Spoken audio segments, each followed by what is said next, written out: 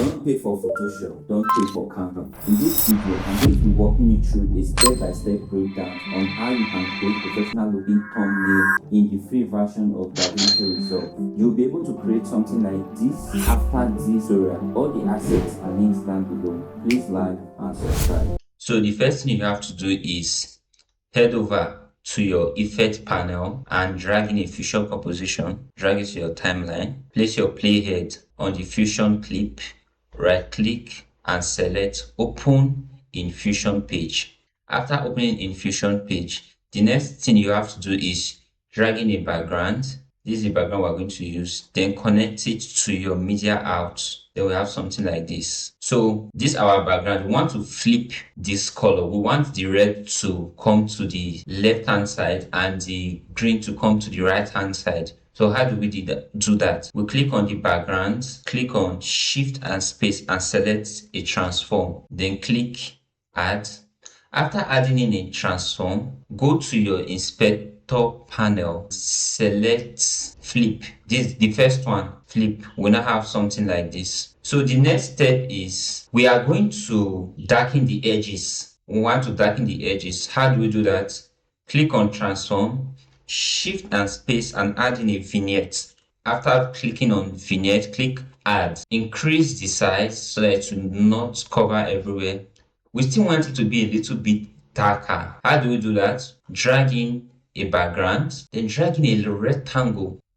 Connect the rectangle to the background as a mask. That is to this triangle here. Then connect it to your pipe. We now have something like this. We need to scale it down so that we'll be able to see our original background. So reduce the size through the merge.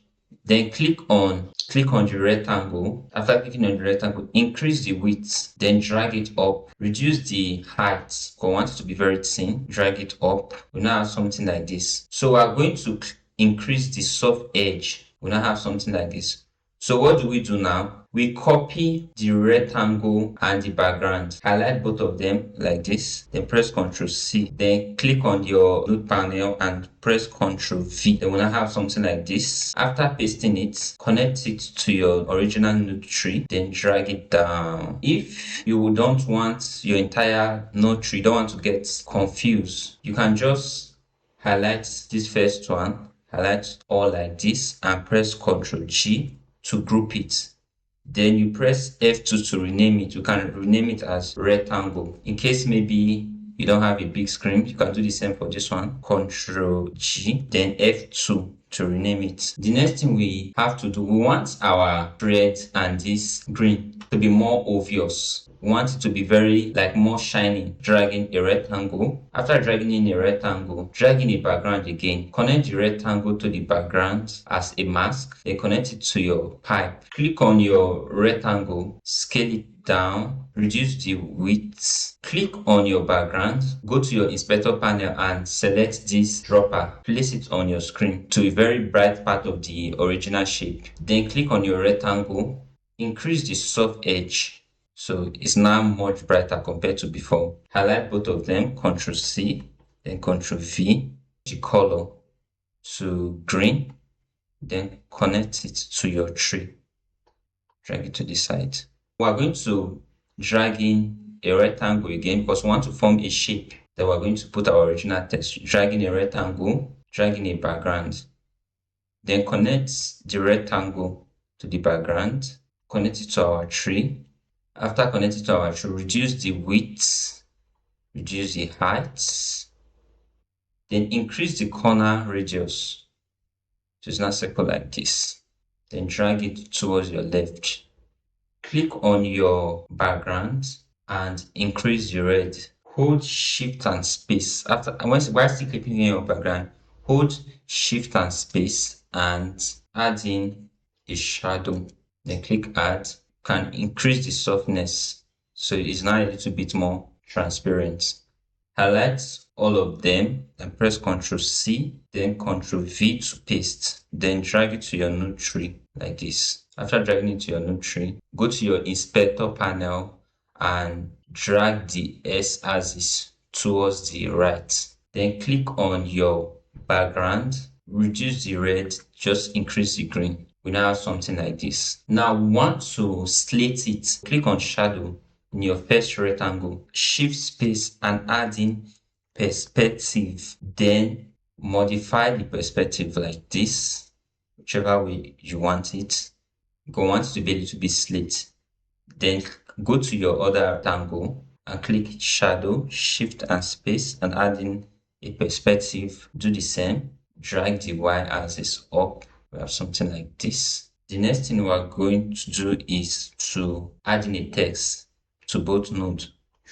Drag it down, drag it down. Go to your first rectangle. That is the red one. Click on perspective, then shift and space and add in image. After adding in image, go to this timeline and drag in a text. Connect it to as a foreground. Come here to your inspector and type how. Then go to font, select the font you want. I'm going to use Perpetual. How, and I can add to reduce the size, drag it towards the left. Then I'm going to copy this text. Click on the text and copy, then Ctrl V. Then click on perspective for the other rectangle, that is a green rectangle. Shift and space and add in image. Then connect the text you copied from this other rectangle, connect it to the foreground, that is a green. I have to create. So we're gonna have something like this. We are going to bring in the man PNG and connect it to our node tree. Then scale it down through the vector panel. Drag the y-axis down. You can still scale the man down if it's too big. We already removed the background of the man.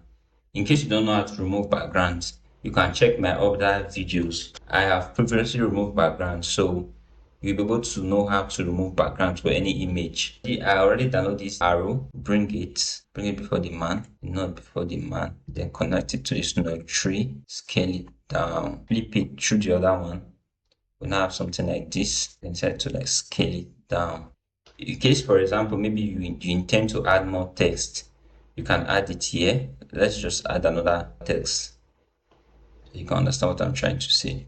Dragging the text node, connect it like this. We're using the same fonts from the other one called Perpetual Thumbnail. Scale it down. Go to shading tool, click enable. So we have something like this. Then scroll down a little and increase the thickness. You can decide to change the color of outline. I hope this was helpful. This is a basic tutorial on how to create thumbnail in DaVinci Resolve Fusion page. There are more ways to create more complex thumbnail. If you need guidance, you can reach out to me. I will explain to you. I hope this video was helpful. Thank you for watching. Please don't forget to like and subscribe.